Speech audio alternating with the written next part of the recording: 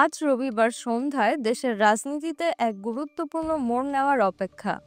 অন্তর্বর্তী সরকারের প্রধান উপদেষ্টা অধ্যাপক মোহাম্মদ ইউনূসের সঙ্গে বৈঠকে বসছেন ৮টি ইসলামী ও রাজনৈতিক দলের শীর্ষ নেতারা। বৈঠকটি অনুষ্ঠিত হবে প্রধান উপদেষ্টার সরকারি বাসভবন ও কার্যালয় যমুনায়।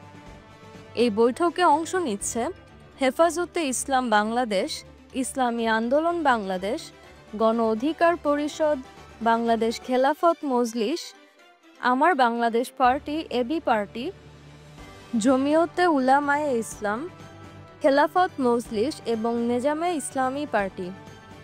ইসলামী আন্দোলনের পক্ষ থেকে পাঠানো এক বিজ্ঞপ্তিতে জানানো হয়েছে, আজ সন্ধ্যা 5:45টায় বৈঠকটি শুরু হবে।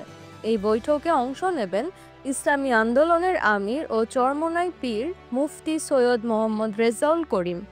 তার সঙ্গেই থাকবেন অন্যান্য দলের শীর্ষ নেতারা।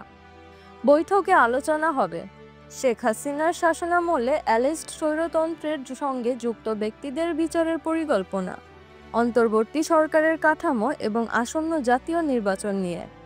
রাজনৈতিক বিশ্লেষকরা মনে করছেন, এই ধারাবাহিক বৈঠকগুলোই নির্ধারণ করবে অন্তর্বর্তী সরকারের ভবিষ্যৎ রূপরেখা। নির্বাচন, সরকার ও জনগণের ভবিষ্যৎ সবই আজ সংলাপের টেবিলে।